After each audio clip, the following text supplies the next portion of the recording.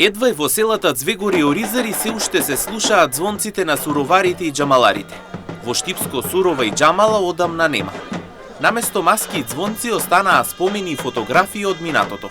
Неколку групи броени на прсти едве се обидуваа да ја сочуваат обредната игра од целосно исчезнување, со цел да се изгонат злите сили од куќите и дворовите.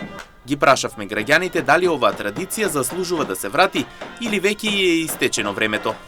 Пеја, после сурова пладне, па џамалари ги викаат тие, облечени со кожи обарнати, слама на понети со стапови, со звонци.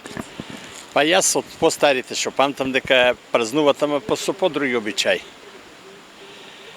Па палеа огини, така облечуваа се у некои тамо маски, тамо така вика сирова, мирова, така. А сега? Па сега гледам помодерно, така, вевчан и тај карневал го гледат и така помодерно малку. И нема народ сега. Не сум видел.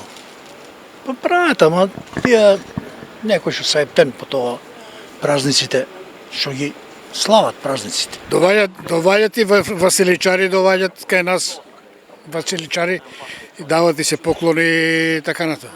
Останало кој знае од кога одамна и така. Овој обичај секогаш се практикувал ноќта спрема празникот Василица. Група момчиња се преправале во она што е спротивно од нивниот лик. Се преправале во мечки, невести, свештеници или слично. Околу појасот ределе звонци најмалку по 5 и оделе од куќа в куќа, за да покажуваат нечистите сили. Одборот на родителите се играло џамаларство. И така ја